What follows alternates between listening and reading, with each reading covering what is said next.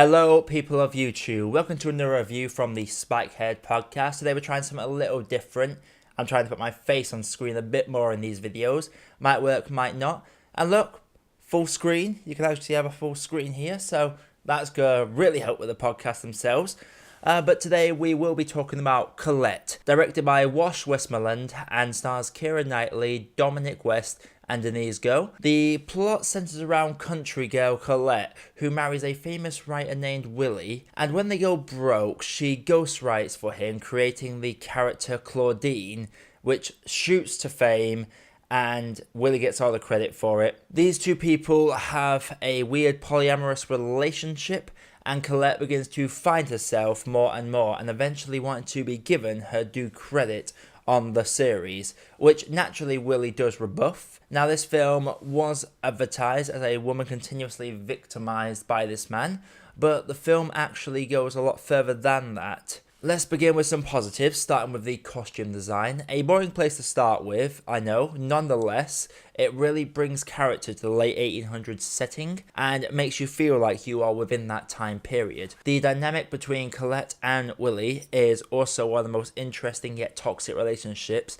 I have ever seen in cinema. I went in expecting Willie to be portrayed as an outright douchebag and for Colette to be shy at first, eventually coming into her own. The film instead takes this in another direction. Whilst Willie does do some horrid things, you never really question his devotion to Colette. You can tell he really truly loves her. As for Colette herself, she has a tomboy attitude straight from the outset and is immediately portrayed as someone you do not want to annoy. Both these characters have a passion for what they do, and when they are trying to one-up each other or give those subtle jibes, it makes for some entertaining fun. As much as this relationship is toxic, it is never abusive, and it's just two people codependent on each other coming to a silent agreement on being able to see other people. I also really enjoy the fact that the film brings in a trans character in Missy. It is highly subtle in how it is referenced, starting off as third parties mentioning their clothes, all the way to Missy confessing how they felt uncomfortable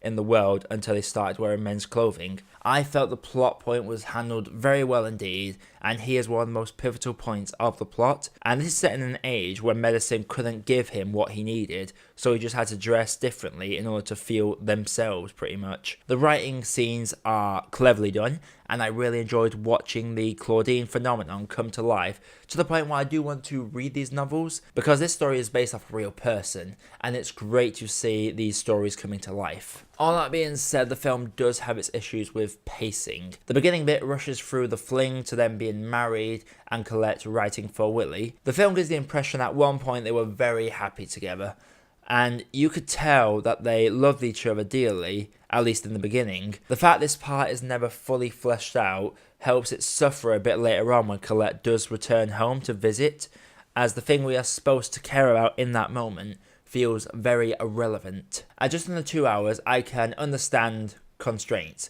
but other things could have been cut in my opinion to make room for that relationship development, as we never really understand or get to know her as a country girl. We just get told about it. Also, as much as I enjoy the two characters, the film does very little to keep the sympathy for them once the polyamory period starts. The segment when they are both sleeping with an American woman is more of a comedic aspect as opposed to something that properly progresses the story. There is a character that plays a big part in the tale, and they literally do nothing apart from be on screen towards the tail end of the film. So when they appear in the post-text saying that they did something very important, it was certainly surprising. The film does suffer from the fact that there is no out-and-out antagonist. Sure, Willie is the opposing force to Colette, and whilst he is certainly a man stuck with the times, he does have an air of sympathy to him at his weakest moments. If it's supposed to make us think of him as weak and pathetic, the film clearly doesn't know that mentality in people towards men showing weaknesses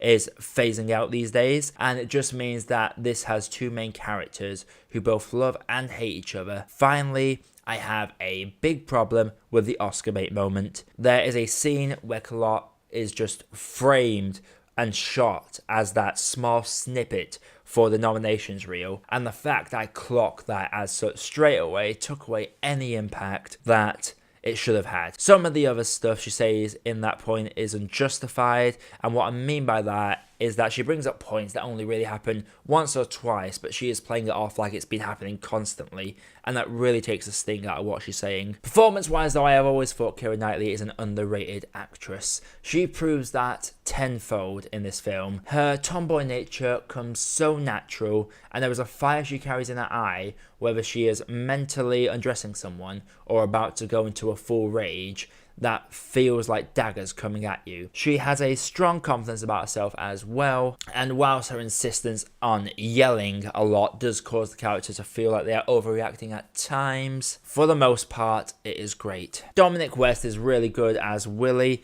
His performance summed up in a big song and dance number. His balance between public and private faces is played really well, and seeing him both stubborn but awkward around Kiera is really interesting, and it made his character more sympathetic to the point that I almost forgot the douchey things that he does do in the film. Denise Goh does a fine job as Missy. She is seen very little, but when she is there, she plays her role really well. Same can be said for Eleanor Tomlinson, who brought a real sense of fun for her time on screen, even if her character was just very one note. Overall, Colette was a film that nearly made our most anticipated list, so I will say I was disappointed a little.